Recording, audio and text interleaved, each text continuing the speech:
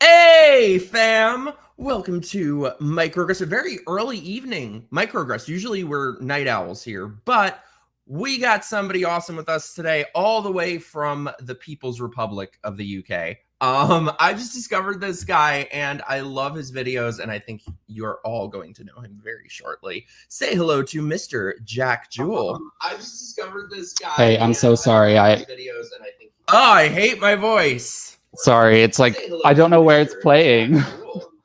You must have YouTube. Hold on. This is like waterboarding. Okay, we got it. Okay, so first of all, I absolutely love that intro. I'm so touched that you cut those clips. I'm just sitting there loving it. So yeah, I'm not very skilled at live streaming yet, so I'm very impressed. And I'm sorry about that hiccup. So thank you for having me here and for doing it earlier in your day. I can see the sunlight behind you creeping in. I barely ever experienced daylight. I'm a vampire. By the way, hey to all of our friends in the chat. Beautiful Courtney, Chris. Hey, sincerely, Michael, Burner, my beloved. Jack, you got some fanboys here. Hey, Michael. Michael's one of my top friends. Justin, Desra, thanks you guys for being here. If you're new to the squad, hit the subscribe, do the likes, send in your super chats, help me grift hard. You know, I go on Twitter and find out I'm apparently the world's biggest grifter. So help me be a better grifter and send in your super chats. So Jack, how you doing over there in the UK? I am good, thank you. I mean, I'm good in myself. I think the state of the world is questionable, which I regularly talk about.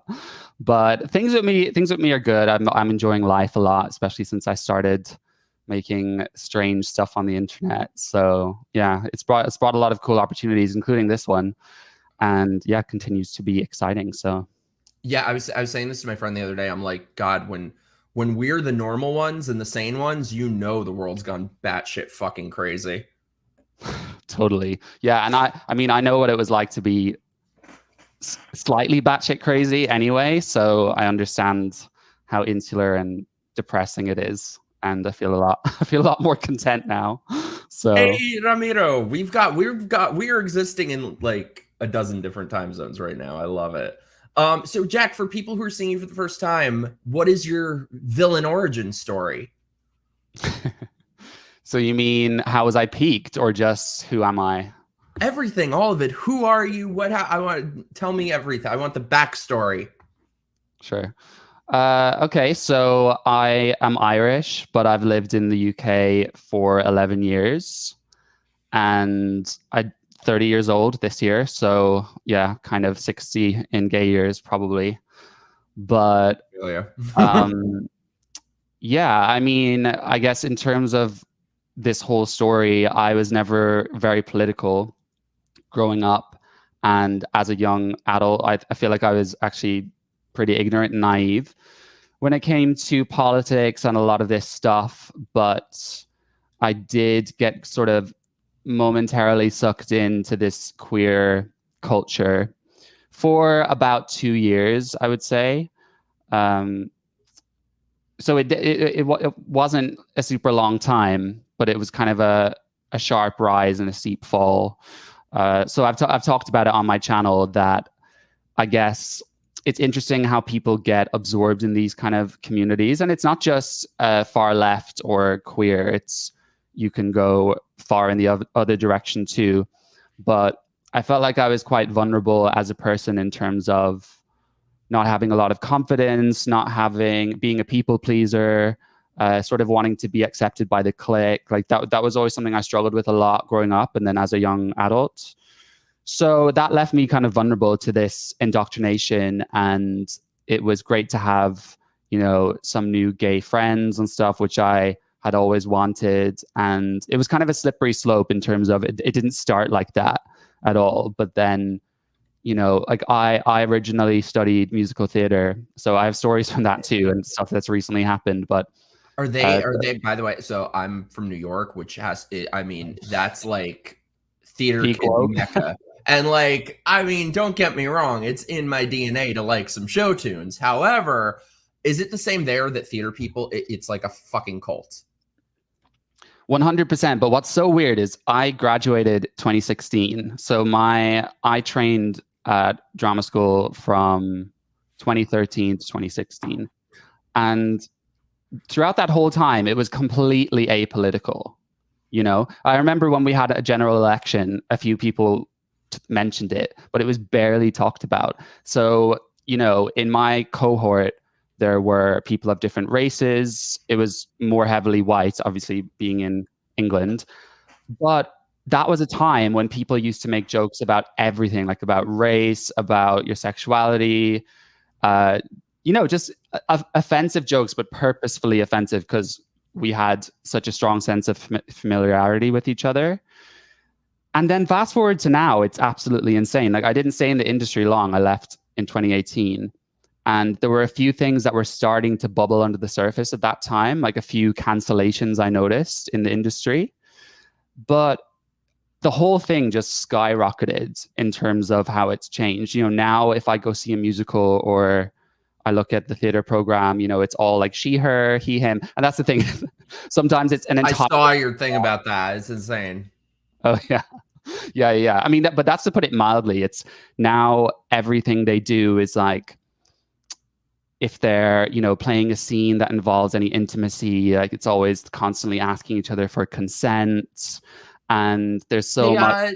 They got rid of Frank Langella by doing that. This renowned actor with this long career, and they canceled him from some Netflix show, reshot, like pasted over every scene with him in it because apparently during a sex scene, he grabbed the chick's buttocks without asking proper consent. It's insane. Oh, yeah, I mean, when I trained, it was brutal in terms of how the teachers spoke to us. And there was, I mean, we're kind of behind you guys in the US in some ways.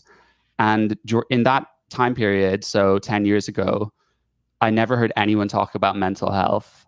So it was kind of, and being at drama school was very grueling. And when you're that young, being under so much pressure when you're trying to get an agent and everything. So in some ways there should have been a little bit, but now everything is just, you know, my truth, my experience. Like I was triggered today in my class and it's just gone way too far. And I'm close with a couple of people in the industry. And one of them in particular speaks to me quite a lot because he's on the West End, which is kind of our version of Broadway. And he just tells me stories and stuff that happens. And he's like, I can't, because if you're not super left wing and woke in musical theater, even if you were to question something like, you know, puberty blockers being banned on trans kids, like that could be enough to ostracize you, even questioning. So you do have a lot of kind of secret anti-woke people. And that goes for, you know, the film industry as well. I feel really sorry for some of these actors. Oh yeah, and I feel like many of them, it's so disingenuous. Like I had a friend who agreed with me on everything. She was for Trump. She was against all the trans shit and stuff. And then she got cast in a Broadway show. This particular Broadway show was like the wokest of the woke. And then suddenly all over her social media is pronouns and Black Lives Matter and trans children and Biden and Kamala. So I think with a lot of them, it's like the lamb's blood that they put on their door thinking it'll save them from the herd, but none of them actually mean it, I don't think. It's so mindless. I mean, I still have my old Instagram account where before I started making this content, I hadn't posted to kind of personal social media in about 5 years. Oh, wow. So I was just completely off the grid. And then I felt like, yeah, it was good. You must have been sane for 5 whole years. I know. I never spent any time, wasting my time with social media. I would watch YouTube videos and stuff, but that was pretty much it. But then I decided to come back to it because I have a lot to say. So rather than just like, here's me on the beach, like be jealous of me. So, but I recently went back to that Instagram account because basically all my followers are musical theater people. And I did it because recently we had these riots in the UK, which were sort of spurred on by a growing resentment towards mass uncontrolled immigration and illegal immigration, which obviously you guys have an issue with too. Mm-hmm. And the media and our left-wing party in power just condemned the whole movement as far-right thuggery, even though the majority of it was peaceful protests. So I was like, I wonder what all the musical theater people are posting, because every time something happens, it's like, oh, I'm going to put up a story. And then I'm doing my bit. Then I'm doing my bit for Palestine, you know, that kind of thing. Ugh.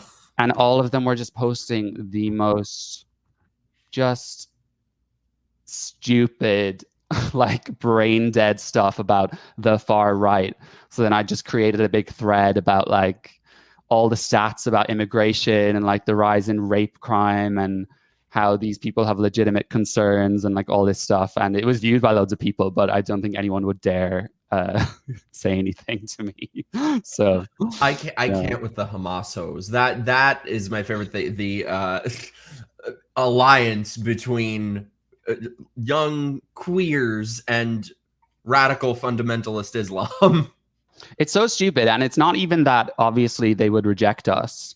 It's also that we have it so easy in the West in terms of being able to just go outside and do whatever we want and not get shot or not be thrown in prison for a corrupt government, or our women be able to like show their bodies.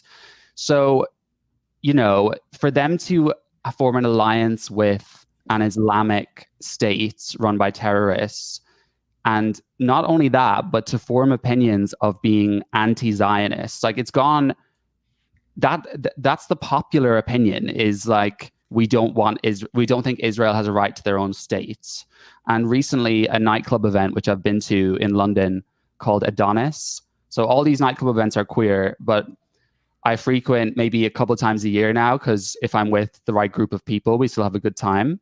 But they are increasingly more and more difficult to tolerate. And this one that I've been to before, they like plastered all over their Instagram page, like, we do not accept any Zionists in our club. So basically, you're just saying, okay, Jewish people. How is that even legal? With all their hate speech laws. Exactly. So they, you know, what they're advocating for is the destruction of Israel, which is our only Western alliance in the Middle East. And then that puts us at risk from war, something that they, you know, never have to worry their little brains about, because they're just like, oh, I'm going to post this infographic. You know that guy, Matt Bernstein? He's like so familiar. He's like the infographic gay, and yes, I think he came after me a couple times years ago. I remember I had some sort of unpleasant run-in with him. I can't stand him. He has a podcast too, which is just so brainless, and he has that trans woman ContraPoints on quite a bit, who I have mixed feelings about, but you know, I'm very envious of ContraPoints' skills with production, design, and editing and camera work. That's the positive thing I can say. I agree. I think I look at people like ContraPoints and think super intelligent, super capable, obviously very postmodern and very left wing. So I disagree with her ideas, but very, very intellectual and able to argue points, you know. But then it's just these two people on a podcast, and they are two men, you know, talking about J.K. Rowling, and like she's just using her abuse, you know, her domestic abuse story to be transphobic. And it's like, you are two men telling a woman that she should not be allowed to be concerned about her safety. Like, at that point, I've just lost all fucking sympathy. But in their world, trans women are women, and therefore they're more oppressed than women. So, but it is just how men can be more oppressed than women, isn't it? They really do. Anytime feminists say something, I'm a little skeptical. However, so at first I was like, I don't know, when they were targeting women and all this shit, but it's completely true. There really is. I mean, they hate everyone, but there really is a special sort of venom that comes out towards women from these transes. It's so gross. It's so gross. And the impression of it is not, you know, once you look into it and you realize most of the trans women that have that aggressive streak are, first of all, not in any way feminine. It's ma'am. Brutish, and they're all attracted to women. So it's like, okay, so you want these men to be allowed in your changing room who more than likely have a penis, where you're going to bring your daughter, or your daughter's going to go swimming with her friends. It's just like, fuck you. Like, no way. You know, I think everyone has that image of a trans woman in their head, like Blair White, or like basically the trans women that are attracted to men, and they are generally not a risk to women. But it's fine if they're not comfortable with them being there. Well, So, and the thing is too, this was never an issue for our entire lives, and these people will not, if they were honest and what they actually wanted was just to be left alone and acceptance and all that, they would look inward and realize that they are their own worst enemy. They have forced people to care about these things. Nobody gave a shit when it was like one person who was trying to pass and minding their own business. It was happening for years and years. Nobody thought twice about it. But now it's an entire cult trying to take over and enforce their will. And it really is like they want everybody's compliance, but they want women's submission. 100%. It's just a new kind of, you know, form of a patriarchy if you kind of subscribe to that as a concept. But yeah, I think obviously at the beginning, there were so few trans women and the gatekeeping was so heavy that, you know, they could kind of stumble along through that sort of murky area. And that's not to say that there weren't crimes, because I mean, even among heterosexual sexual assault, you know, most of them go unreported. So we actually don't know, or we don't know if some women were just like, what the hell is this, and ran out. So, but then obviously with the politicization of it, with the, you know, adoring this new minority class, and then also all the porn that's causing lots of men to kind of lean into this, it's just exploded. So, you know, it's like too much. So it's way too much. I wanted to ask you, what was, before you kind of woke up to all this stuff, what was your relationship like with other gay men? Was it friendly? Because for me, even when I was a liberal, I just never got along with these people. I always, something about me and these sort of, now I call them the Stepford gays, just these mainstream gay guys, like we've always kind of just been like oil and water. So did you, was it just political for you, or was there always a little bit of a rift? I mean, I always struggled in general making friends with gay men. At drama school, even though it wasn't political, they were still of the ilk that would become woke. So naturally, and as musical theater people, a lot of people are very self-centered and egotistical. And you think a lot of gay men, you know those gay men who just always have a persona on. It's like they're never actually being themselves. It's always like a bit. So a lot of them were like that. You know, none of them would have kind of a vulnerability that you could connect with and talk about on a deep level. So then when I graduated and I made some other gay friends, a few of them I'm still really, really close with, and they have been on the same kind of journey as me. So we've always had a really deep friendship and relationship, and then kind of got sucked into this simultaneously. But then a lot of the gay men I met throughout that experience, from friends of friends, like going on nights out, you know, I was always just a very big party boy in that scene. And yeah, I mean, so many of them are just so self-centered and narcissistic. And you know, with this woke mindset of like, we always have to care about the majority, or we always have to care about all these minority groups and lecture people about them. But we never actually do anything actively to help people. We just talk about it. And then meanwhile, everyone has jumped on this mental health jargon, and they're like, my triggers, my boundaries, like I have boundaries. And then that leads these gay men to, they would never do like a favor for someone or be like self-sacrificing for the people. So it's kind of, those kind of culturally Christian values are just becoming extinct among those type of gay men. And it's sad, because the narcissism, you know, those are some of the reasons why some of these groups fell apart, because some people just got so self-obsessed that, you know, they couldn't keep down relationships. Thank you. I am always saying, I really feel like the gay culture is sort of like this upside down land where everything that we universally acknowledge to be positive, healthy values for everyone else are the things that are stigmatized amongst gay men. And the things that are universally recognized as being self-destructive and toxic and bad for you are the things that are glamorized. Like there's nothing that is more heavily stigmatized as a gay man than love or relationships or monogamy or wanting to have that with somebody. I mean, talk about shaming. You'll see shaming if you make it clear that that's what you want. 100%. I'm in a long-term relationship now for 5 years, and when I I moved away from London temporarily to do my postgraduate degree, like graduate school is what you guys call it, I think.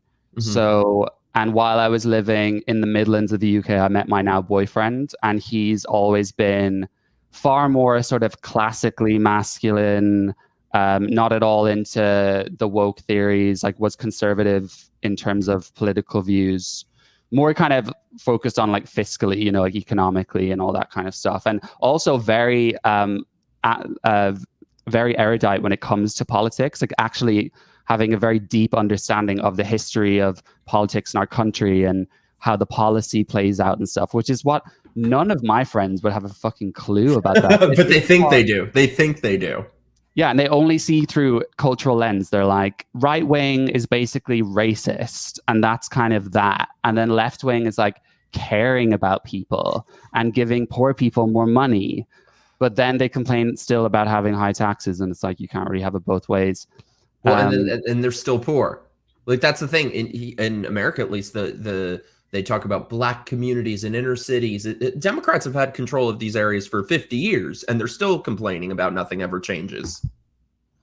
Yeah, I mean, the Democrats' states are where you have the highest crime, fentanyl abuse, like, you know, all the disastrous stuff happening, right?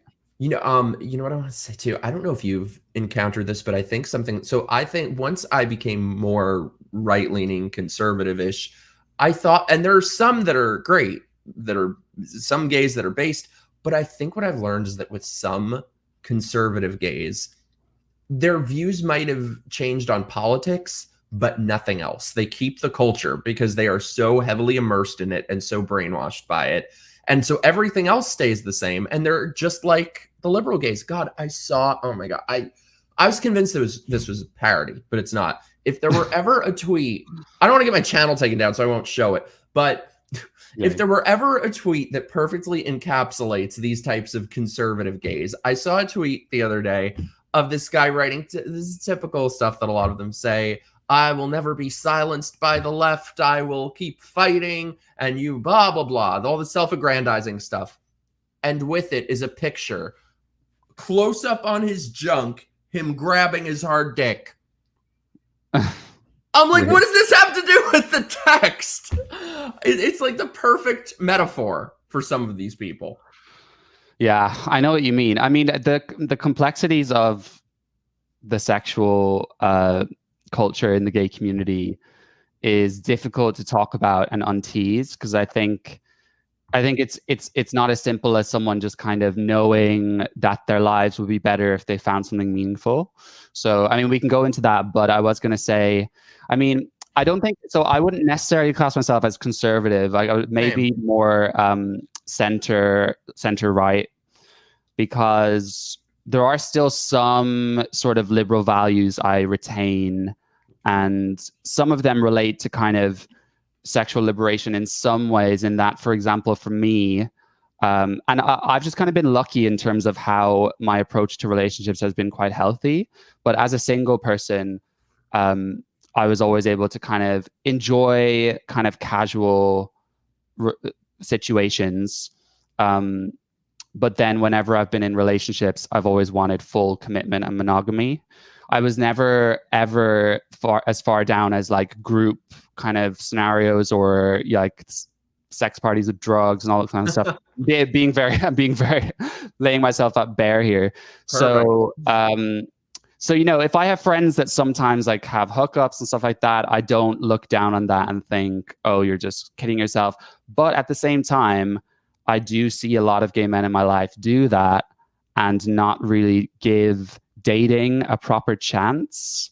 And I think a lot of them could be happier, you know, and then it's also with this open relationship thing. Like everyone is in open relationships in London. And, you know, I'm someone that's like, as a sort of classical liberal value is I want everyone to live their life the way that makes them happy, as long as we can coexist and share kind of overall values about our country and tolerance and like women and that kind of stuff, right?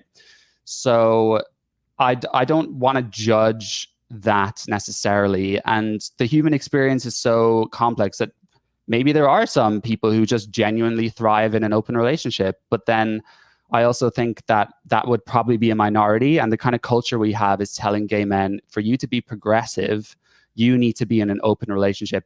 And you need to be in an open relationship from day one of being in a partnership. And I honestly I think most of the time it does not work, because they don't have any time to like actually form a bond with each other, you know? Yeah, I have no problem with people doing whatever they want to do. My issue is the culture that instructs gay people that this is the way you'll be happy, that diminishes everything else. And it's not that I'm saying that, you know, having your fun, being slutty, whatever is necessarily a bad thing, but it's too much, when it's to the detriment of all else. And I think a lot of these gay men have been sold a false bill of goods, and they're going to wake up one day when they're 50 and look around at the culture that was promoted to them and realize that they're alone and miserable. Yeah, I remember Dave Rubin talking about this on a podcast, I think with maybe Jordan Peterson or something, because they got him and his, you obviously know what I'm talking about, him and his husband they had kids through surrogacy, which is obviously very contentious, right? But he was talking about how he never really thought he wanted kids, but then he kind of started looking at older gay men, like 50s, 60s, and their lives are still just so focused on pleasure and focused on doing things for themselves, like, you know, going to the gym and going on like fun cruise holidays and stuff like that, which is obviously fine. But he felt that for him that seemed a bit too vacuous, and he felt like he wanted more. So I think it's complex, because in a relationship with a woman and a man, they both are very different in terms of their approach towards sex, right? In general, like on average. So they tend to kind of synergize, because the woman sort of gatekeeps the sex, and then the man kind of gatekeeps the commitment. And then they both have to bargain for that, so that the man hopefully, you know, feels so connected that he would never stray in that sense. And she also has close enough bond to be vulnerable and connect sexually. So I worry sometimes with gay men that actually, kind of from a scientific angle, they're not inclined to easily be monogamous.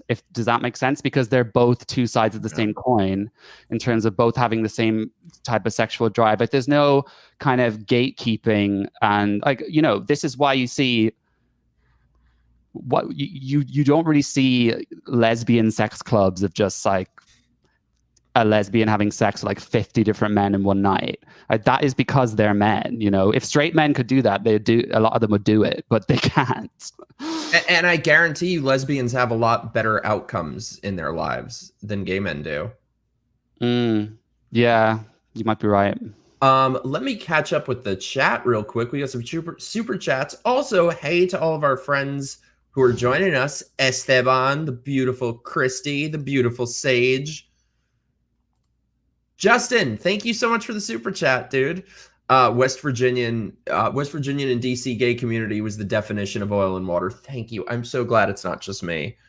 Yeah, that's sort of I guess the one and only thing I've always been I've been a little based on, I guess, is that these people, at least in New York, they're just insufferable. They seem kind of insufferable even in Florida. But I think everything in America is amplified when it comes to here, and in terms of people's attitudes towards politics and views and everything. Well, that's what I was going to say also, is that it's so true what you said about gatekeeping, which is why, you know, I'll sometimes think, why is there a gay community? Not that there even really is, you know, at least in name only.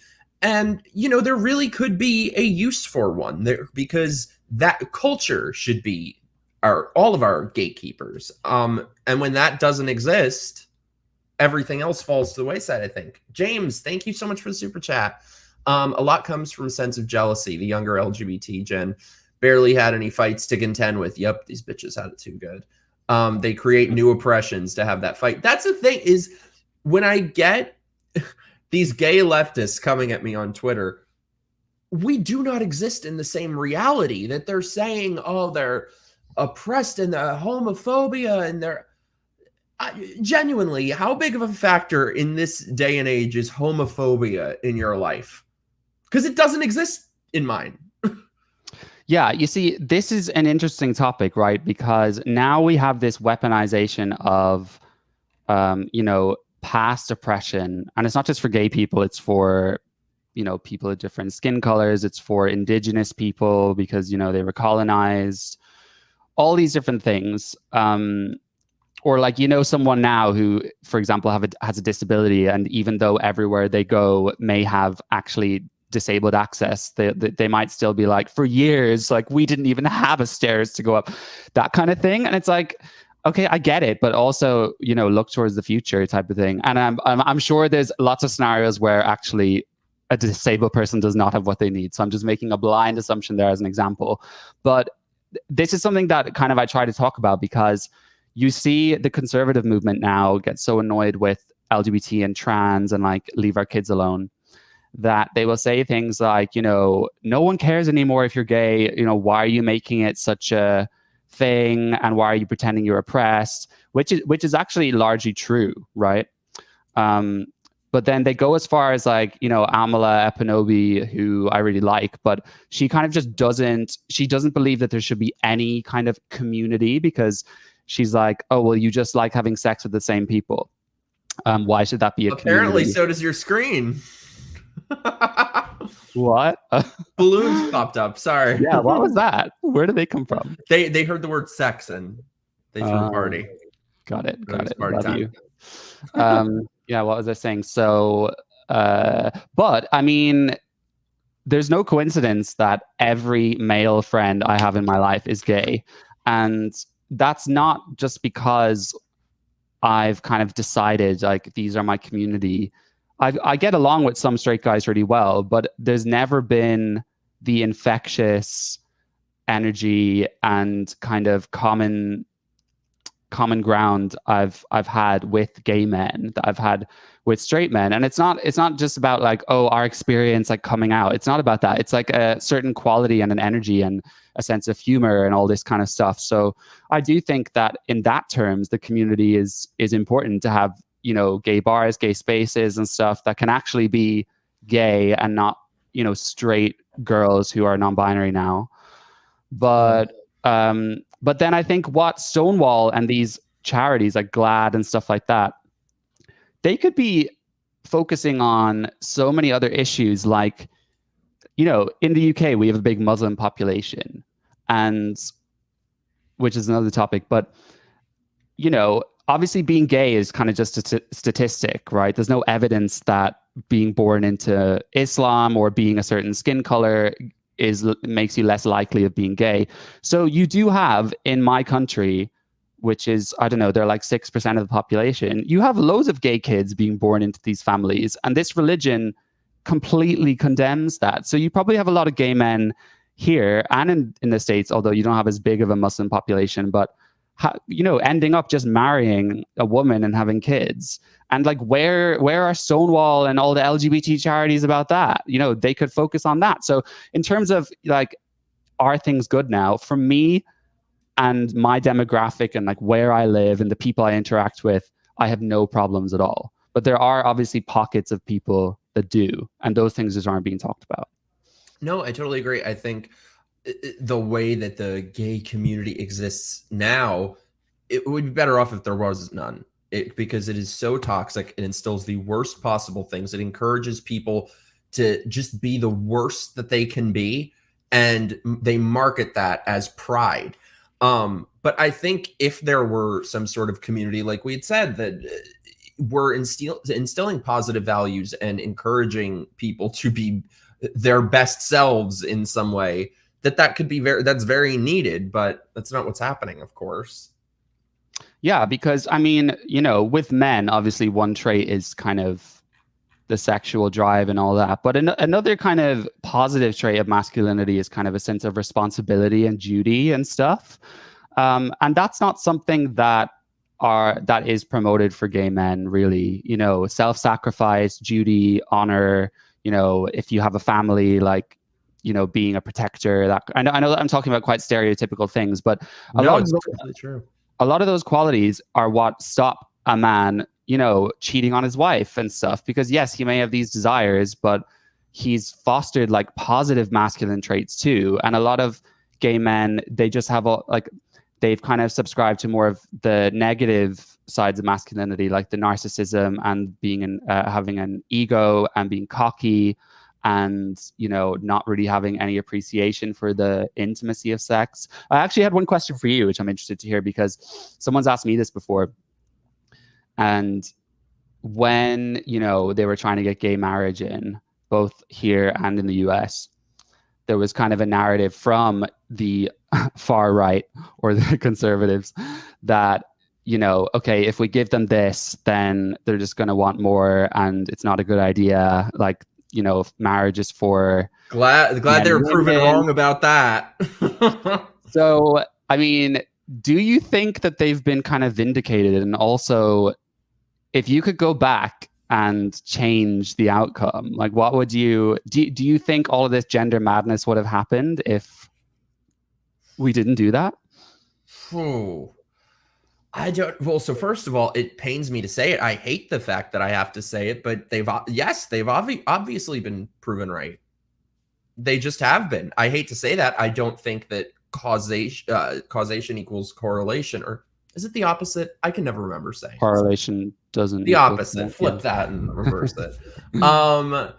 Yeah, I don't think one necessarily has to do with the other. I think there's never an endpoint for these groups. They're very lucrative. They're very powerful. It's business to them, and they're not going to shut their business down. They're not going to stop making money. So at some point, it would have happened that gay rights reached its endpoint. It just so happens that it did with gay marriage. But if that had happened 30, 40 years from now, then they would have been looking for the next endpoint. So I think it was an inevitability, and we kind of needed to just stand up to it. I think it's kind of like a frog being brought up to boil. But by the time we realized what was going on, it had kind of already spread. But no, I think that gay marriage should have been the solution to a lot of these things, because gay people are always going to exist regardless of anyone's opinion on that. And so we should be looking at what is the highest net good for society. We've already tried it, demonizing gay people. And where did that lead to? That was the 80s. That was disease. That was death.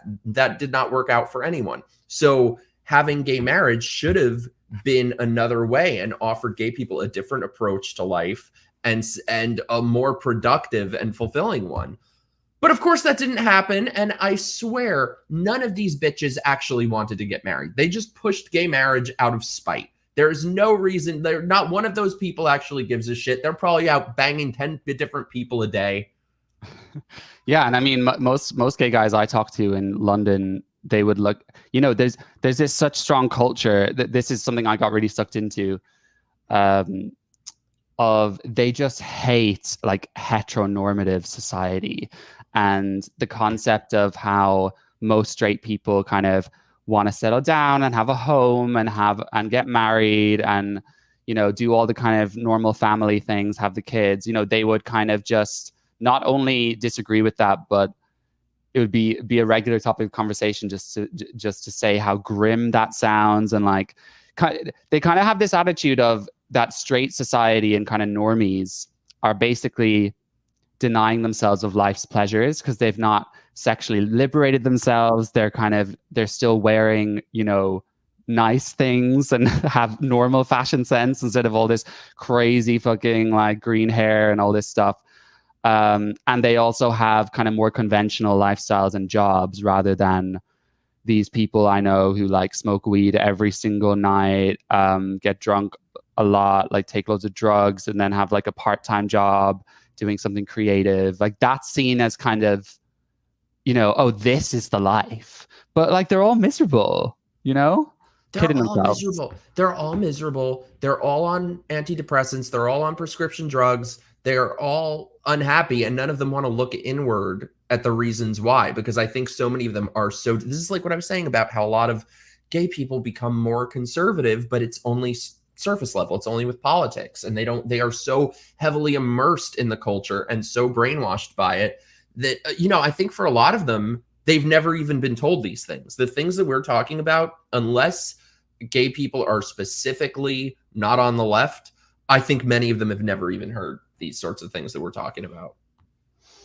Yeah, totally. I think conservative in terms of kind of policy and economics and immigration, those kind of things, but then they don't have traditionally cultural values, you know, focused on the family and monogamy and all that kind of stuff. So it probably would be good to, you know, but anywhere a gay person goes for therapy and stuff now, it all kind of glorifies chemsex and STIs, and it's made it so normalized because they obviously want gay men to be able to go to a clinic and be like, look, this is what I do. Like I mean, in London, I don't know what it's like in the US, but 1 in 10 men has like a chemsex problem. So, you know, there's so many men who they'll just kind of work like a zombie during the week, and then Friday to Sunday they'll just be like awake the whole time, going to chemsex parties, high the whole time. I feel stupid asking this, but just making sure. Chemsex, that's when they like do all the drugs and have all the sex? Yeah, so they usually do like meth, like they call it like Tina, right? And then there's some other, they do this one called GHB, and they just have, you know, they'll have sex with just loads and loads of people in one night, or sometimes go from, they call them chill outs, even though it's like the least chill thing ever. But if you go, oh, sorry. Yeah. I was gonna say, I remember years ago when I was on Grindr, there were, every time you would open the app, you would get a pop-up that directed you to a website to how to responsibly use meth. I have screen caps of it somewhere because it was the craziest shit I've ever seen. Every time you open the app, this is what comes up. And it takes you to this website that says like where to get meth and how much to pay for meth and how much meth to use. And it was all with this very liberal language of like safe meth use and all this shit. I'm like, how is this normal to these people? But that is, if you go here to, you know, we have public healthcare. So if you go to one of their STD clinics, they have, for gay men, they have pamphlets on how to have like chemsex safety. They don't tell you where to get the drugs, but they talk about like the needles, and it's basically this attitude of, you know, well, we know those guys are going to do it, so let's try and help them be as safe as possible, which makes sense. But I think it kind of normalizes it too much. I don't know how to find that balance in between. But what's really sad is, you know, there's some documentaries about this, interviewing guys, is you can kind of look at these people and say, like, they need to get their shit together, like they're miserable, this isn't good for them, which is all true. But then when you look into these men, like loneliness and that sense of isolation is crippling.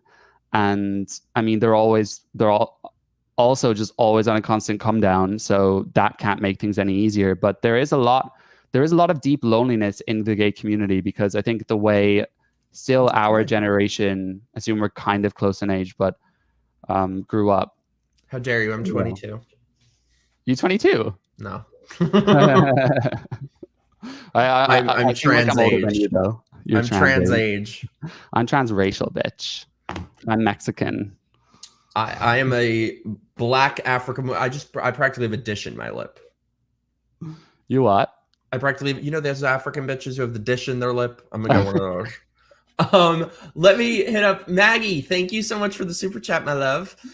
I cannot express how much I admire anyone who has their strongly held beliefs questioned and has the depth of character, to honestly consider other perspectives. I applaud both of you, gentlemen.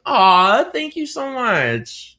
That's so You're good sweet with the of you. super chats. I think I recognize James, by the way. I think you comment my videos. You're the guy who likes Eurovision, right? If you're Where's still here, James? let me know. I think he gave you another super chat, unless Oh, above, yeah. maybe you both just have a similar profile pic, but maybe I'm right. Also, hey, my beautiful emo trash. Okay. Also, wait, let me find it. We got the Jack fan club here. Basically just Michael. Thank you, Michael. No way. I want my membership card. I am in the Jack fan club. See, you got lots of peeps here. No, but if any of you guys watch me but you don't watch Mike, you need to go, because you are so funny. I mean, I was watching a few of your videos today just to kind of gear myself up, but I love those. So I mean, the first one I saw of you, which I told you, was your reaction to Sex and the City. Oh my god. So is the full video that up? Because I've only seen your Instagram one where it's like just a few. Yeah, it's on my YouTube channel. For the season 1 is the season 2. I did it every week, and it's on my locals. Oh, it didn't get taken down for copyright or anything? Not season 1. I did on YouTube the first few episodes. Season 2 that got taken down, so I just did you that do on every locals. episode? Mm-hmm. Oh my god! It was absolute #streamer torture. No, it was absolute torture. I did season 1. I did as like one marathon, and then 2 we did every week. Can't wait for season 3. I've not even watched it. I've just seen those clips, but I'm assuming. I mean, did you watch the original? No, I was never actually one of those gays. I never really watched Sex and the City. It was so good. I did. Did you watch Desperate Housewives? There was a good example of a gay couple Jenny on that. Is obsessed with it. I think she just finished watching the whole series. Yeah, I loved that. Yeah, but, it looks good. I've never really seen it. Yeah, there's a gay couple in that who are married and have like a white picket fence and who dress kind of normal, and it's a good example. And I bet you they're played by straight guys, because it's like they're selling people false hope. It's like, who are? I'm pretty sure people? One of them is gay. Yeah, really. I feel like that's always how it is, though. Is like it's the same with Modern Family. I assume you've seen that. I haven't, because those homos annoy the shit out of me. You know the ones I'm talking about, though. Yeah, I do. Bert and Ernie. The really flamboyant, obese one is actually straight, I think, and the other one's gay. Really? I think. Let me know if I'm wrong with that. I got to do a video about this sometime. I fell down a rabbit hole once of watching every single Celebrity Architectural Digest house tour. And they had one of that guy, and these people are ridiculous. Like, that guy was talking about how he names every inanimate object in his house after like old time female celebrities. So it's like, oh wow, I'm shocked you have a table named Judy Garland. That seems so out of character for you. Super weird. But Michael, thank you so much. I'm honored. Welcome to the crazy train. I should say, by the way, all the hearts. Here, while I'm on the subject, let me take a very, very quick word from our sponsor. Ooh.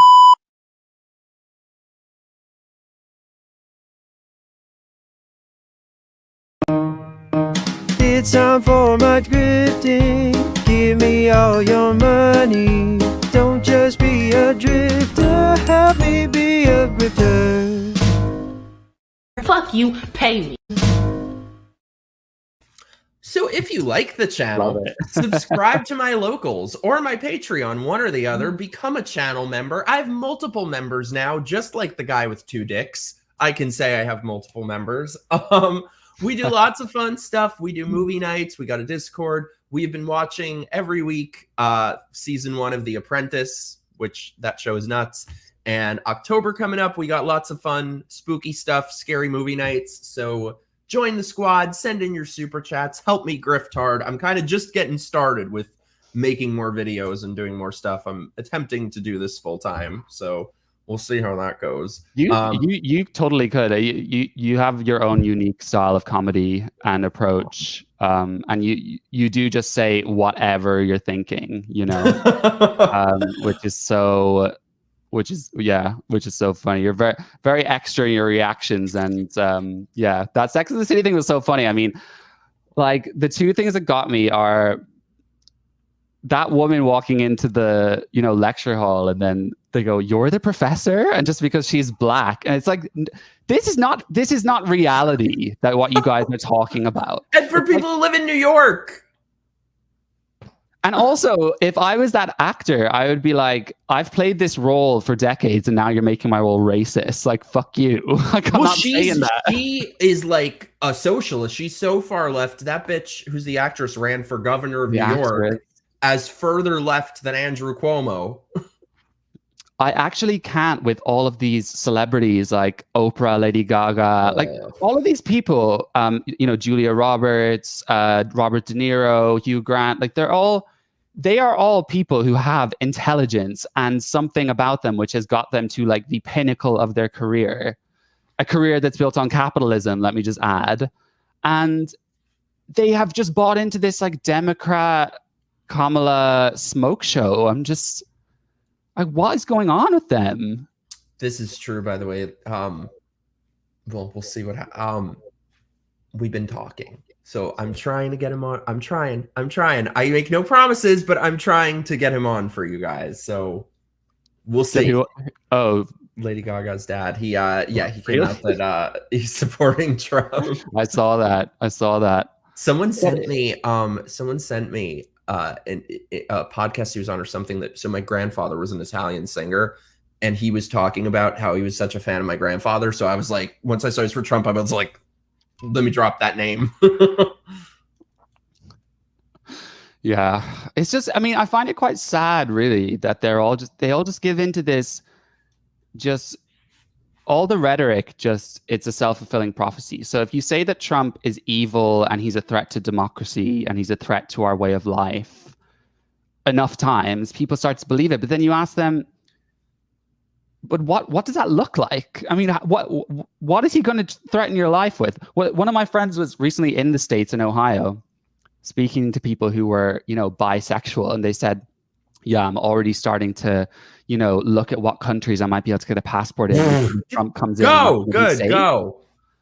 And it's like, okay, so you have that opinion, but what specifically has he said he's going to do to bisexual people? You know, like, it's so the only thing is that he doesn't care. And actually, I feel really sorry for gay people in general these days, because if they're not being like, if their genitals aren't being chopped off in the name of gender ideology, or they're abandoning their manhood by saying they're non-binary, or, you know, then they're just being used as pawns by the Democrats and basically being scared into voting because they're making them believe like your life is under threat. Like that's not a political establishment that cares about you. They're just using you as a complete pawn. Woo! Mic drop, dude. That was awesome. You can quote me. I'm going to.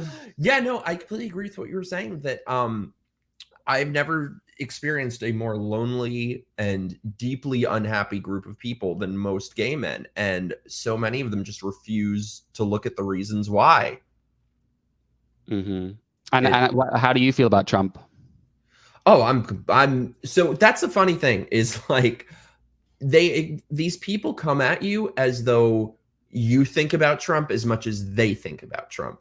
Their life revolves around Trump, and they think your life revolves around Trump. So I'm completely on board, 100% voting for him. However, I have some issues that I have talked about before the election was happening for the last few years, and at the moment I feel like that is a conversation for January. Let's just win this election first. But I want some accountability. I wanted to hear your criticisms. Oh no, I totally will. I just mean in general. Well, for one issue I had is I wasn't so convinced that he can win. I hope I'm wrong. Two, I want accountability for the biggest scam in American history that happened on his watch. Obviously, he is much better than the alternative on that issue with COVID. But I want fucking Nuremberg trials for these bitches. Yeah, totally. I mean, we had the same situation here, but our prime minister and our government, they didn't actually believe in it, because we had this whole, I don't know if you know, we had this whole scandal of they were found to be having parties in Downing Street. Same here with all the governors, mayor, all of them. Yeah. So they didn't actually believe in it, you know, but they felt pressure for the rest of the world. Yeah, it's weird how the people who know the most about COVID are the people who are the least afraid of COVID. Yeah. So effed up, all of it. But I mean, I would totally vote for him too. And I like the kind of MAGA movement. I like most of the policies. I mean, I think I relate a lot to the immigration issue because that's the most important issue in the UK right now. And our current government, who we're going to have for the next effing 5 years, is basically just not addressing it. It's like, let's just not talk about it. And it's been that way for a long time. So I think I relate to the MAGA movement a lot because of that, as America has built such an amazing society, civilization. You know, those things can easily be brought down if you just have like mass uncontrolled cultures being, it's just common sense. I hate the way now, you know, if you condense any of these issues down right onto like a small scale of you and your friends, you know, there's like 5 of you and you're gonna like stay in a hotel room for a night. And then there's just some random ass guy from Syria who's like, by the way, do you mind if I just sleep in here? Everyone's going to be like, no, that's weird. We don't trust you. We don't know who you are. But when you talk about all of the boats coming into the UK or all the people crossing the border, and then all these queer people are like, fuck your borders. Like, these people are desperate and in need. And it's like, then open your door. Leave your door unlocked at night. Open borders, start at home. 100%. There's a museum here in London called the Queer Britain, and it has a poster in it saying "not queer as in gay." Yeah. It's about like gay history, and now trans. But there's a painting. Trans women of color died for our sins. There's a painting or a piece of art that says "not queer as in gay, queer as in fuck your borders." Well, that really is. That's probably the most truthful and illuminating thing that they've ever said, because that really, and that, you know, one of many, many, many reasons I take issue with them trying to call me or people like you queer. That they don't mean homosexual. It's an entire platform that they're trying to push upon us. I wanted to get into some chat stuff. Hey, Jacob. We're already expecting a bunch of legal votes from Mexicans. What's one fraudulent vote from a Brit, at least if it's for the right candidate? Hell yes. Michael, Mr. Harlow. Ooh, Mr. Harlow, I like that. Want to ask you a question. As a fellow Michael, how would you feel if you're referred to as Mickey? Nobody calls me Mickey. Most of my friends call me Mikey. Nobody's ever really called me Mickey. I don't hate it. So do you know, but you go by Mike, right?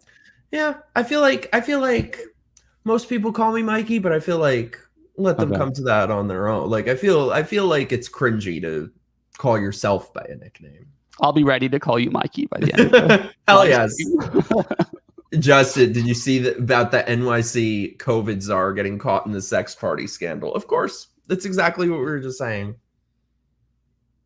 It's unbelievable. Down with Tutiak here. Yes, Desra. Agree. Jack's eyes are beautiful.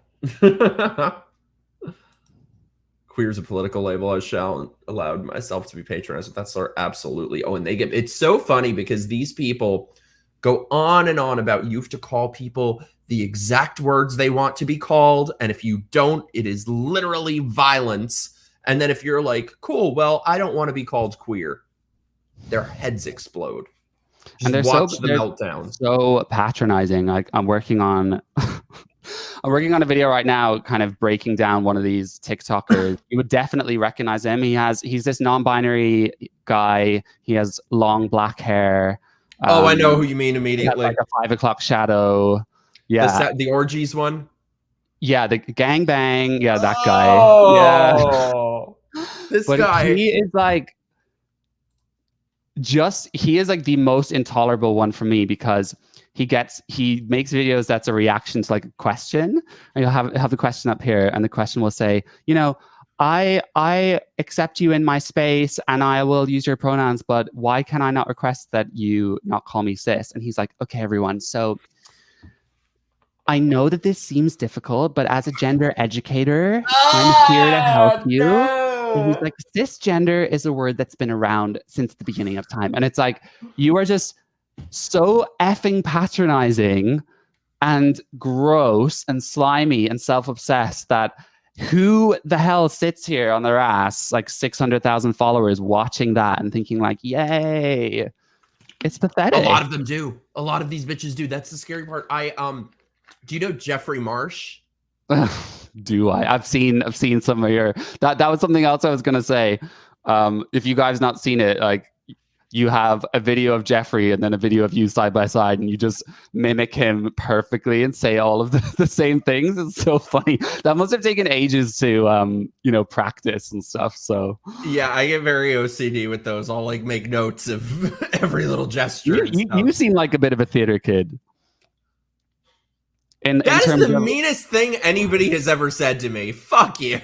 But I mean, you have like you have the ability to perform and be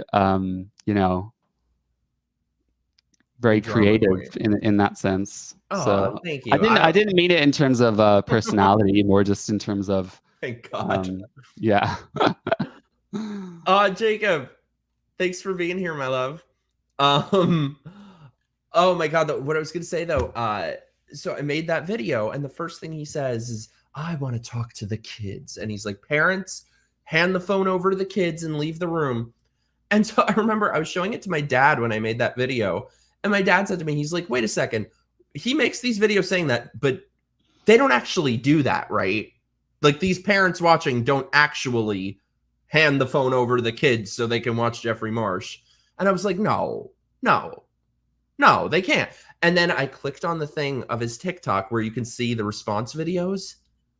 Thousands of them handing the phone to their 3, 4, 5-year-olds, handing the phone over. Here, it's time to watch Jeffrey Marsh.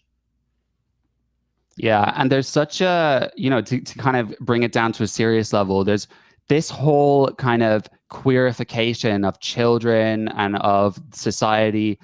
It presents these safeguarding problems because these kind of woke, lib, white, middle class, a lot of them women, sorry, not sorry, but they're now blind to woke and blind to like this liberal attitude that they will not look at that and be like, predator, I'm going to protect my kid from that. But it's, oh, he's gay. Oh, he's a drag queen. Okay, yes, you go be alone with that man. And it's, have you guys lost your mind? But, if you have all these parents, especially in the US, who are desperately trying to get your kids on puberty blockers and like desperately trying to get their kids' breasts cut off, then, it makes sense why some of them would be happy to have their kid talking to Jeffrey Marsh alone.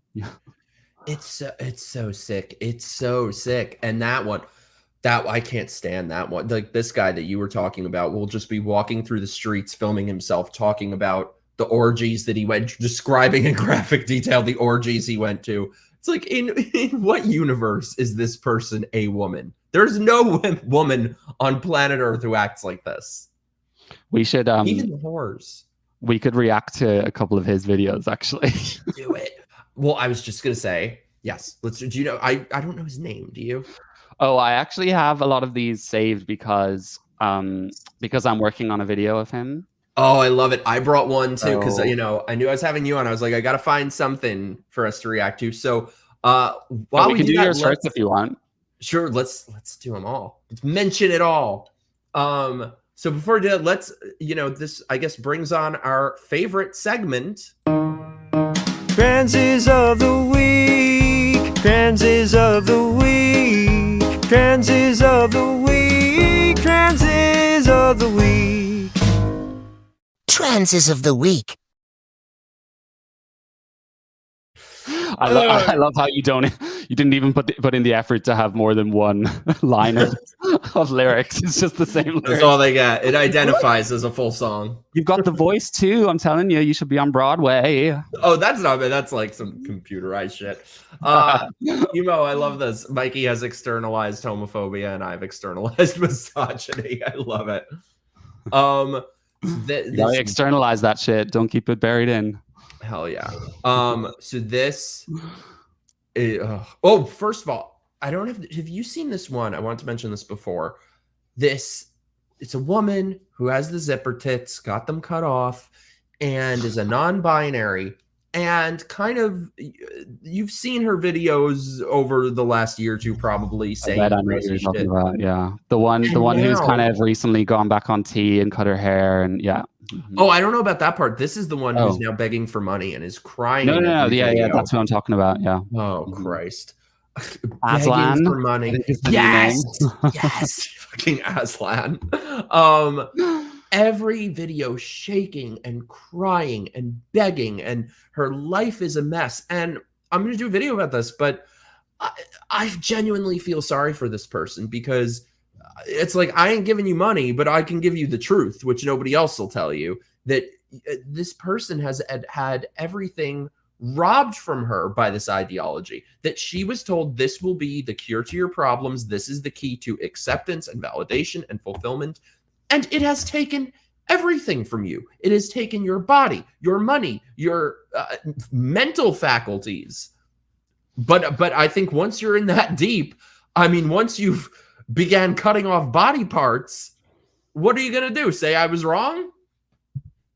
Yeah, well, I think from being very familiar with her, she, I'm pretty sure, transitioned to kind of female to male when she was a teenager, and then I think didn't officially detransition because I guess it's like a bit of a cope, but then she became non-binary instead, and then she stopped the tea and kind of started to look a bit more like a woman again, but then she recently decided to go back on tea because, you know, to give her more gender euphoria. But I think since she's done that, she's gone even more nuts. And I'm quite certain she's like a drug addict. And she's talked before about being an alcoholic. So God knows where all that. She's raised like thousands of dollars from people just Insane. sending her GoFundMe and Venmo. You know? That's the thing. Whenever you're like, oh, these people can't possibly have their kids watch Jeffrey Marsh or send this person, oh, they do. They do. They're some gullible suckers. Hey, Tracy, my love. I miss you. All right, let me bring up this video. This is some creepy shit. Bring the gay stuff I did growing up that I'm only processing now.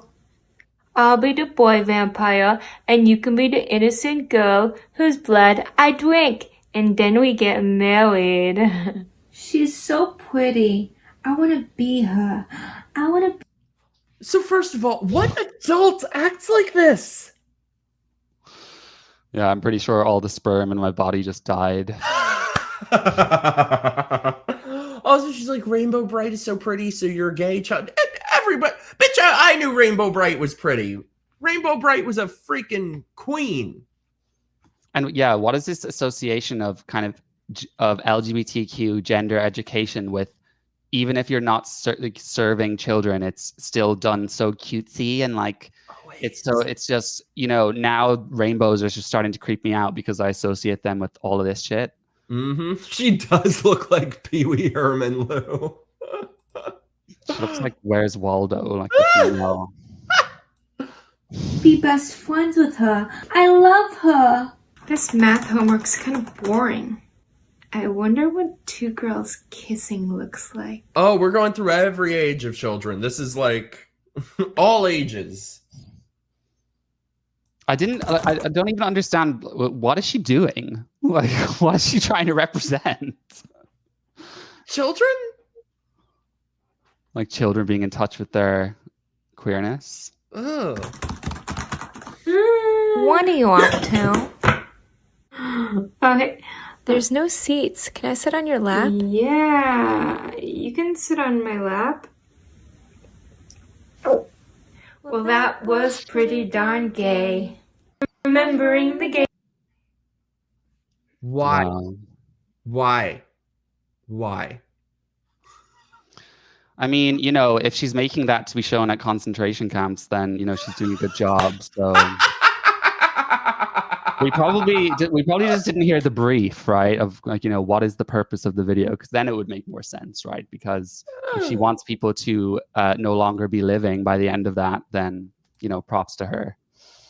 Yeah, exactly. Courtney, I was obsessed with the Pink Ranger because she was pretty when I was a kid. It wasn't gay. I just had eyes. Same. I was obsessed with the Pink Ranger. Pamela Anderson, I thought was lovely. Love Pamela. Okay, so I should Tracy, my love, thank you. Strawberry shortcake over Rainbow Bright. What? Okay, we need to have a full debate about this soon. We will have a very special episode because Rainbow Bright, I mean, she defeated Murky and Lurky. What the fuck did Strawberry shortcake ever do? Is it wrong that I have no idea what you're even talking about? No, it's right. It is very right. What? I found out recently Hello Kitty is apparently not even a fucking cat. Oh, really? I know. I don't get it. What is it? I don't know. Some kind of furry? Hmm. Oh. Okay, so this next one I have. Let me give now, typically I would be against these. It's very appropriate here. Let me give the biggest trigger warning I have ever given. Okay. We have a very special post from Reddit. Now, I don't suspect that there are any kids watching my show. I hope there aren't. But if there are, Leave the room. Leave the room, maybe. Are you ready for... And if anybody has like a barf bag somewhere, now would be the time to bring it out. Are you ready to go there, Jack? You betcha. I sent into Reddit. When I saw this, someone posted on Twitter, I sent it to my friend Greg to be like, good morning, and here's something to ruin your fucking day. All right, let's go there. Dealing with transphobia in poop-centric communities. We are going there. Well, I've ranted in the past about these things. It's like I'm nearly 22 and have been heavily involved in both the fart and scat community. See, there's your problem right there. Like, make better choices. Like, you could stop right there. I will never, like I said, that I'm kind of a little bit more liberal sexually in terms of my attitude towards it, in terms of, do what makes you happy. But that is something that I really just struggle to understand. I mean, there was this like Belgian politician recently, or French. Yes. You saw that? Yeah. Unfortunately. A video of him like eating it. So imagine just like how unfortunate it would be to have that fetish. Like, I'm so glad I don't have that fetish. So disgusting. I deleted a previous account for a multitude of reasons. I think that was probably a good idea. I'm a proud transgender woman. I really think we've devalued the word proud. I mean, do you really have much to be proud of? You're talking about shit. Proud transgender woman for the first time in my life, and I couldn't be happier. Yeah, you could say you're like a pig in shit. She's rolling in happiness. Soiled in happiness. Unfortunately, because of this, I've just dealt with lots of hurtful messages as of late. It's hurtful. I tried posting in our girls farting. That's apparently an entire community. Girls farting. See, this is why our straight friends are so pure. Burner, it is people who are sexually attracted to shit.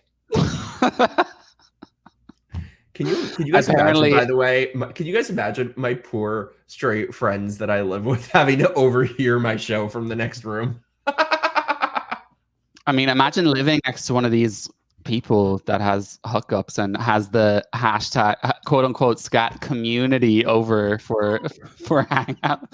I mean, the fact that there's a community. There's a community. There's a girls community. Oh my god. I mean, surely they must be picking up all sorts of viruses and bacteria. I tried posting in girls farting and got permabanned without realizing they don't want trans women in there. Oh my gosh. Yeah, that's where they draw the line. Some scat communities have this rule too, which is bizarre considering so few new posters exist. There's just so few people that like shit. There's the one trans scat subreddit, but it feels lonely and limiting. As being a consistent poster on Reddit for now nearly 4 years, it feels posting my poop often enough wasn't enough. Or something. I don't know if I just don't look feminine enough back then or what, but I'm happy with this new account as I now look the way I want to finally. I still love poop to no end and love smelling it constantly. I just wish I had more options. Dear Diary. And so what is the subreddit called? It's called like Does it say? profiles? What's that? What is that? I'm afraid to Google it. Should I Google it? Chat? Should I Google it? Google. What is it? How do you Well, spell it? like file definitely means, Pro. you know, it's like, Yeah, you like something. yeah, it's like, you know, the PDF files or the Greg, if files. you find this in your search history, just know this is the reason and there is no other reason.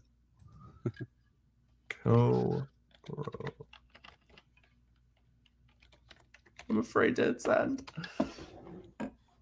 Oh, it's what we thought it was. Right. So having a sexual attraction towards that, basically. It's the scientific term. Excrement.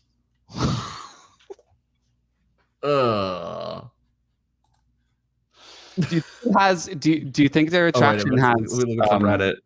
Do you think within that attraction there's like a, you know, there's like a straight version and a bi version that's like I'm attracted to male excrement or both? Or binary. Do you think they can tell? I'm so glad I took it off the screen for that. I clicked on the Reddit. It's all. Oh no! You get taken. You get demonetized, canceled.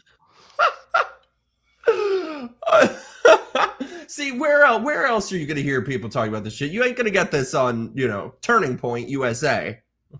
Yeah, get that shit on CNN. You know, you have worse shit. Literally cover the whole camera so you can't actually see what they're saying. Mikey, why?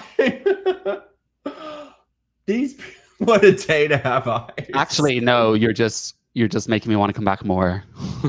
You are the greatest. Friches, dude, thank you so much. That's so generous of you. Many gay leftists would say that gay people have a long history of appropriating insults and wearing them proudly as positive labels. I don't think we do. When we call someone a faggot, there's never any affection implied.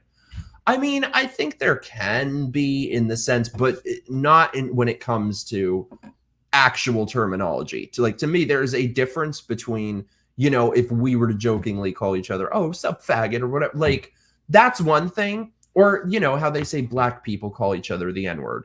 That's very different than replacing the words black or African American with the N-word and white people telling them you are N-words. You know, and that's really what's happening with the word queer.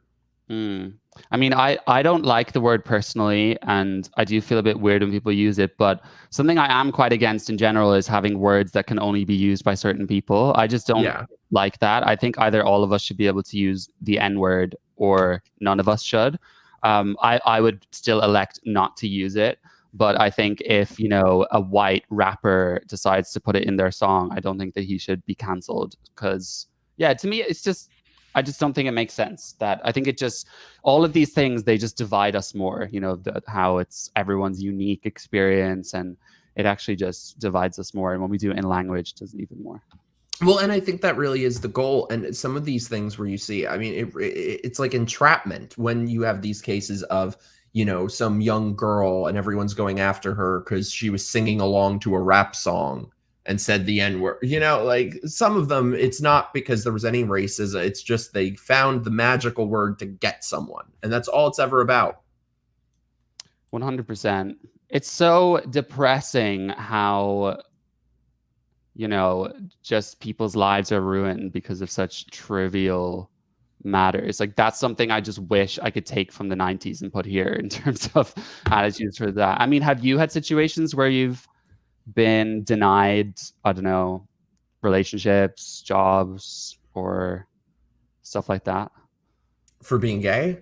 No. For so I thought what you mentioned was saying, yeah, you probably had no idea what I was talking about. So I was just talking about cancel culture. Like if you say one, I thought that's what you said. You say one word in a song or something, and then someone gets canceled for it. It's beyond that. I mean, it's really a thinquisition. If you don't do exactly what they say, believe exactly what they want you to know. One of the first things that sort of woke me up to all this is I was a professional writer for many years, and I'd written a TV series that we were in the middle of having different meetings with different outlets that wanted to make it. I got great feedback on the content of it. It was sort of about being gay and single from an honest point of view. I always said it was like, I intended it to be like if a romantic comedy got hit with a bucket of ice cold reality. So I thought it was very truthful. It wasn't a political show in any way. I thought it was very truthful and relatable. And then GLAAD brought the boot down on us, and they sent me a letter. I need to get it framed someday. I still have it. That's like, we will fight you every step of the way in getting this made. You hate yourself. You're self-hating.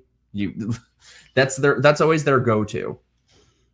It's so depressing. It's so depressing, especially when, you know, you just have some random person who has tweeted something that they didn't even know was offensive and they've lost their job. Like, it's just, we're so privileged in the West to be able to, you know, can't fire people over just a word. This is exactly what they do, though. They really operate as the mafia to keep gay people in line. And meanwhile, they give awards to predators like Ryan Murphy and keep them in business while making sure that nobody dare step out of line or speak an unapproved thought. Yeah.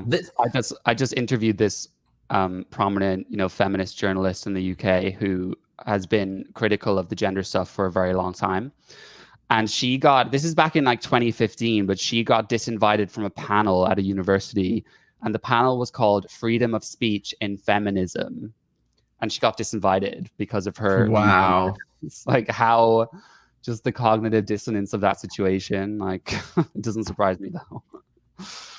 Yeah, Dylan, this is my long-term life's dream and my goal someday. I just need to kind of do a big rewrite on it because so much has changed from when I first wrote it that I kind of don't know. I almost want to do a cop-out and set it in the 2000s or something, but because it sucks that, like, I don't want to have to get into, you know, it's a story about a gay character. I do not owe the transes. I don't, you know, so I don't want to have to get into all of that, but there's no way to not if you're telling that story in this moment in time.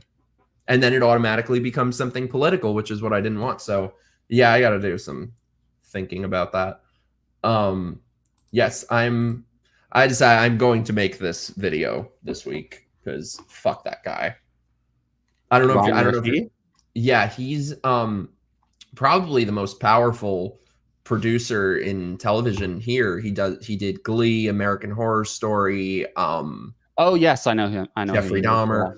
I think the thing that there's so many things over the years that have set me over the edge with him, and I've talked about this before. But this really pissed me off that, I don't know, you're probably not familiar with it, but there was this trial years ago, the Menendez brothers, that they killed their parents.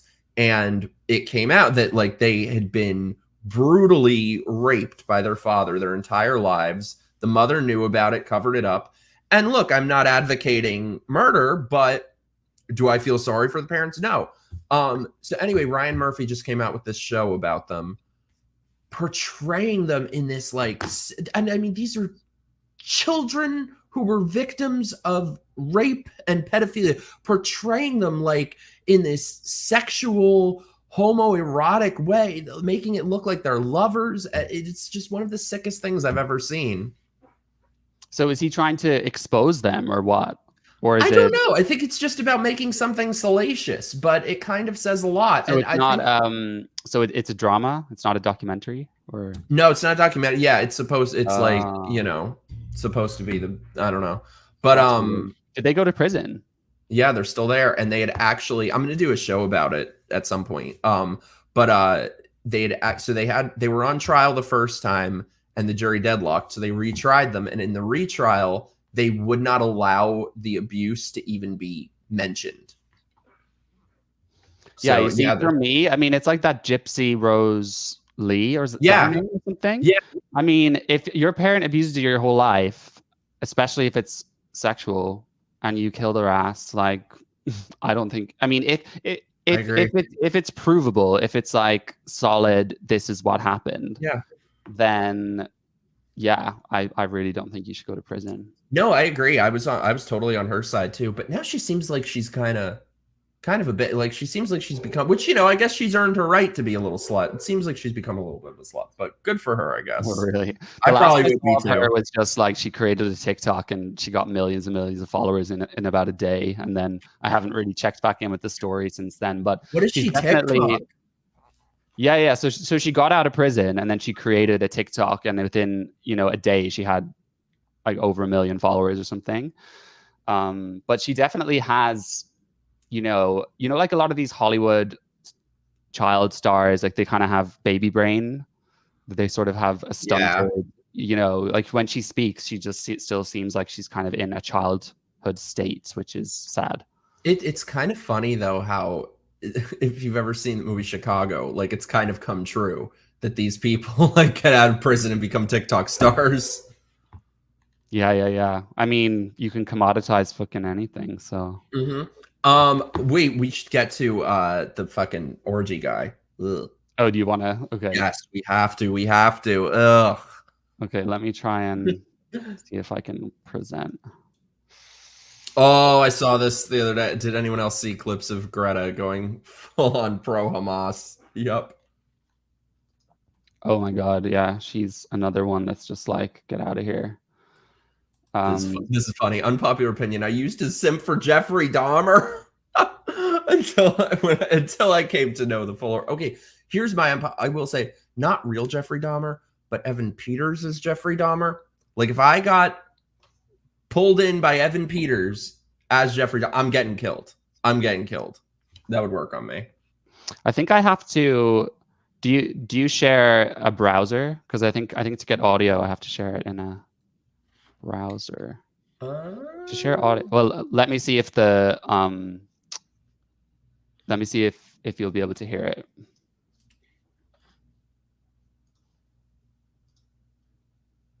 Oh, sure it is.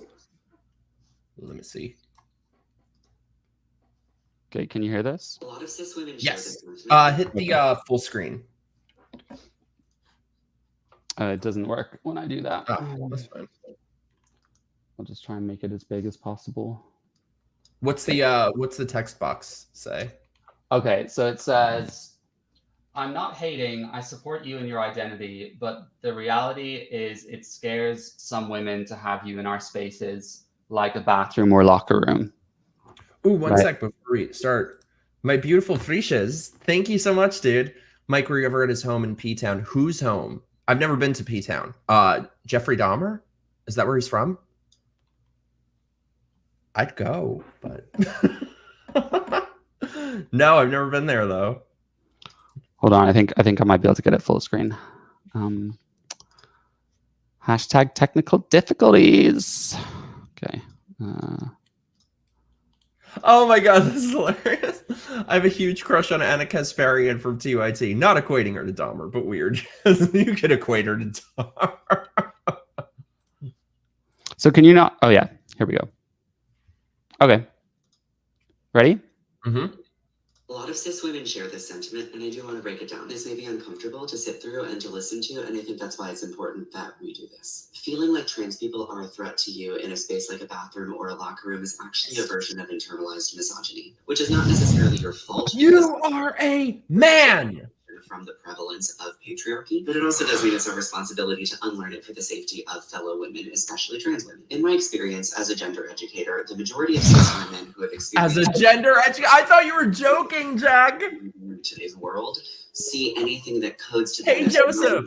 masculine, male, etc., and fear it. The difference is when we code trans people as the wrong gender, we're actually doing them way more a disservice than we are protecting ourselves. Because the false media narrative and trope around trans people is that we are predators that are tricking people into thinking that we're something that we're not, which is of course not true. Watch the documentary here on Netflix if you want more on that. So being uncomfortable with trans people. Wait, watch what on Netflix? We were taught. So it's a documentary called Disclosure, which is sort of about how trans women have been portrayed in, I think, film and stuff in the past. And I watched this years ago. I think I used to be friends with someone who was in that. Yeah, I watched it years ago. But I'd love to watch it again now and think, see all the things they say.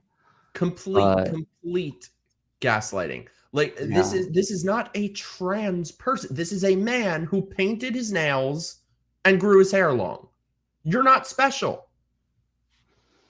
Yeah, and I mean, even him talking about, can you imagine just sitting down with a woman and saying, okay, so I understand that you feel uncomfortable with a man in your bathroom, but that's actually a sign of internalized misogyny. Like, I'm just like, fuck you all the way to hell and back. And then he still has this huge platform. Like he's been on Broadway. He gets so much attention. He's been on Broadway? Is that where he came from? Oh yeah, he's in musical theater. Yeah. Oh my God. I told you. Have you not seen that TikTok before where he's like showing an email of he was communicating with a casting director and he's been like put through to the final round. And he's like, and in this email, they've misgendered me 3 times. And he shows his response and he's like, I've made it quite clear in person and over the phone and in the email that like I'm non-binary, I'm gender fluid, my pronouns are they, them. I'm like, okay, no, I'm not hiring you. No, can you imagine, like, would you ever in a million years, if you were an employer, hire someone like this? Like, that is the liability of all liabilities. You might as well just file the lawsuit against yourself at that point. It's so bad. I mean, if I saw like they, them on a resume, I would be more inclined to discriminate. Oh, I was going right in the shredder. In fact, pronouns of any type. Yeah, I mean, maybe I'm exaggerating because I guess a lot of the they, thems we see online are the ones who are so self-obsessed. You do get a lot of non-binaries who are just kind of a bit socially awkward and quiet. So maybe it's not bad all around, but it is so really annoying. So no, back when I was still a liberal and surrounded by liberals, but kind of just starting to become aware of these things. There was one person I met who he was a very nice person and was a they, them. And I'm like, I don't want to hurt his feelings, but I'm not going to go along with something that I know is not real. And so the best compromise I could come up with for myself to try to balance those two things is to just not use pronouns and just use names. That's the best I'll do. Like, I'm not, first of all, I cannot look and see a man and try to remember every time, oh, you want to be they, but you're not a they, you are a man. There are no theys.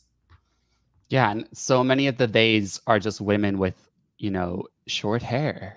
And like they're basically just lesbian kind of, tomboys. And actually, so Microsoft Teams, like yeah. So it's like obviously what most people use at work, and you can hover over someone's name and you can see like their details and stuff.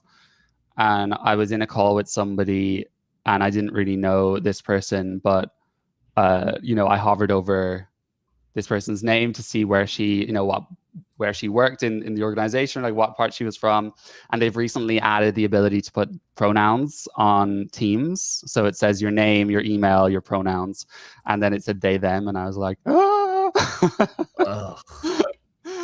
And then I was like, God, I really hope she doesn't know how I feel about this. Ugh, I hate it. You know what's really funny, by the way? The they, them that I was talking about, a couple years later, they had this Vice panel that Blair was on it and my friend Brandon was on it. So was the they, them. And he was the one that, I don't know if anyone out there saw. Yes! Oh my God, you know him. I did back in my liberal days. But they had to stop I love that you know his name on them. They had to stop the whole thing for like, Jamie, are you okay? Yeah, I know his name because of how many times I've seen that. And then when Blair talks about it, she's like, you know that Jamie person? I gotta find, there's a picture somewhere of me and him back in the day. My God, yeah, I remember he said like, I'm a trans feminine, non-binary, whatever. It's just all the words, like throw as many as you can in there. I loved how she just flat out said, she's like, you're not trans. And he was like, you could see the malfunctioning, but it's true. And the funny thing is what you were just saying, I'm constantly saying this, but these people have the most narrow-minded view of gender expression of any of us, because, 20, 30 years ago, this was just known as homophobia, thinking that if a boy doesn't act the way boys are told to, you're not a real boy. Or if a girl is a tomboy or likes sports, you're not a real girl. I thought we had moved past that, but now these are the people trying to bring us back to that. They are the ones who carry the banner of that nowadays. 100%. It's so sexist. And I just don't buy so many of them in terms, if you think of Jonathan Van Ness, Alok Vaidmanan, I don't know if you know who I'm talking about. But worst. That one's one of the worst. They're not just androgynous, but they make this very deliberate statement of like, I'm going to have a beard and a bra. And like, they make it like kind of bearded lady vibes all the time. And I don't believe that you rock out of bed and you just naturally gravitate towards like, oh, this is just me expressing my true self. Like they've seen the commoditization of that. They've seen the attention and clout they'll get from it.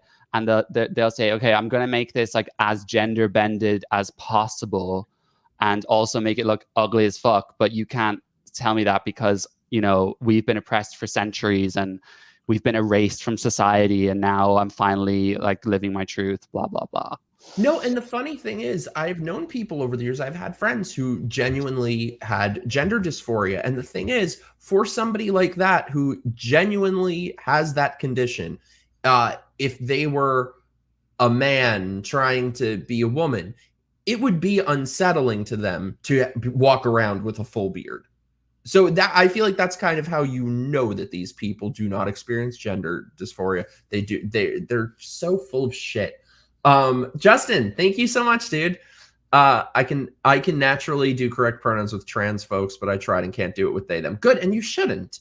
And I tried. It's okay to be a femme guy or tomboy. Thank you. Louder for the cheap seats, please. No, I will never over my dead body call an individual a they, them. It is just not happening. Not for anything in the world will they ever get me to do that.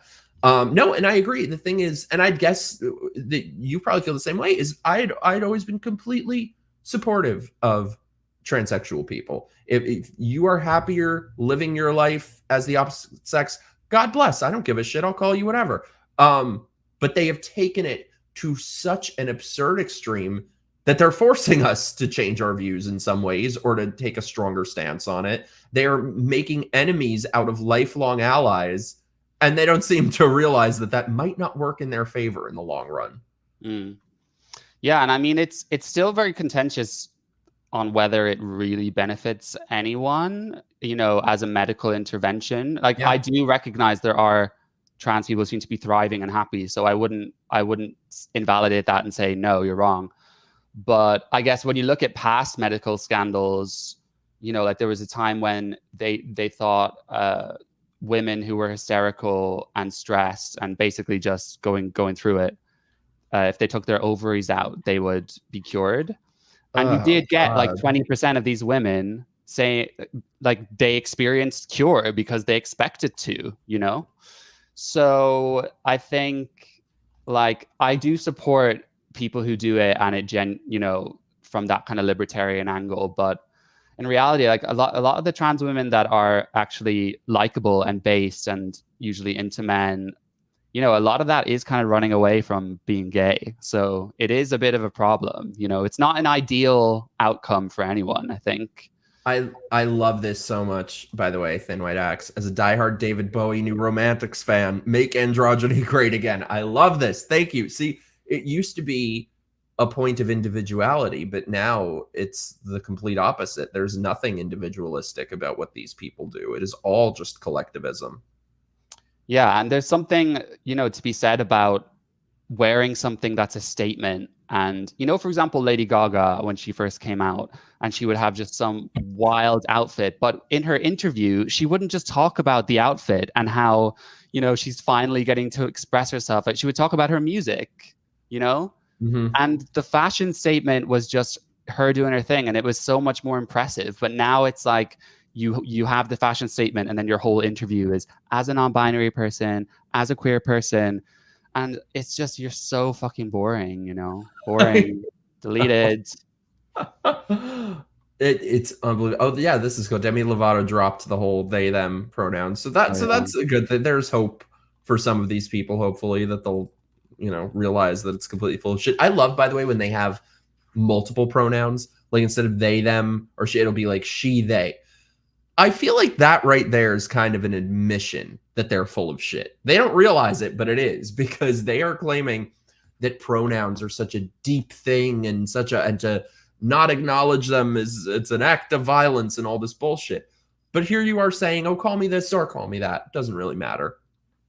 Yeah, it's such a state. I mean, like, I call that 100% oppression, 0% of the effort, because they want to be able to have it.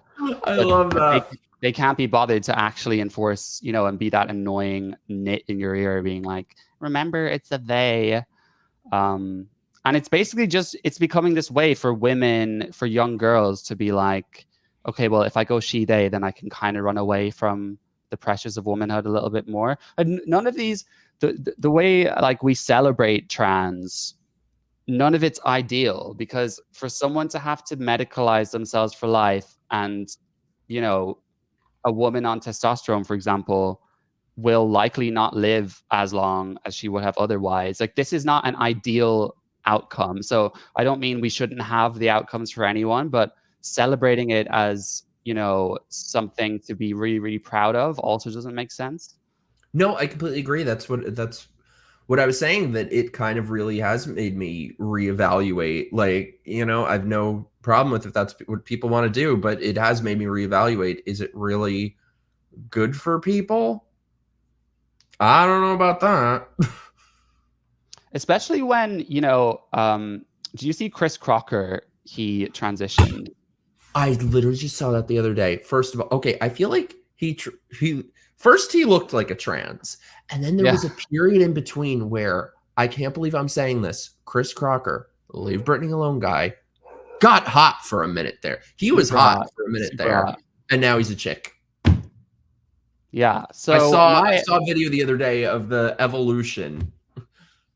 Yeah. I mean, I posted a video of him / her on X, not even realizing it was her. I mean, it was him. And then people were like, you know, this is Chris Crocker, right? And I was like, oh my gosh.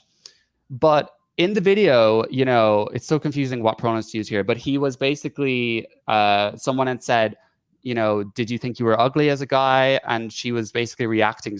She was showing videos of himself. Oh my God, it's so confusing. He was showing videos of his past self, and he was saying, actually, you know, I'm still pretty happy with, you know, I was hot, and like, I'm actually kind of into guys like that or whatever, but I'm just more comfortable this way. But then my question was like, why do they always go from full on male presenting, like short hair, facial hair, like male clothing, to then full ass like woman with fake boobs and taking estrogen and stuff? It's like, would you not just try the whole kind of femboy thing again? Like, grow out your hair, you know, wear your makeup, do everything. But then someone commented that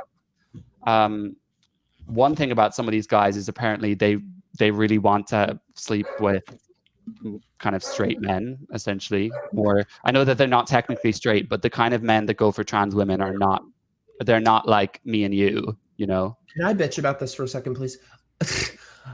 So first of all, I'm banned from half the dating apps there are. My friend signed me up for Hinge because he said all the good ones are on Hinge. I think I must have lasted like 2 hours on there before getting banned.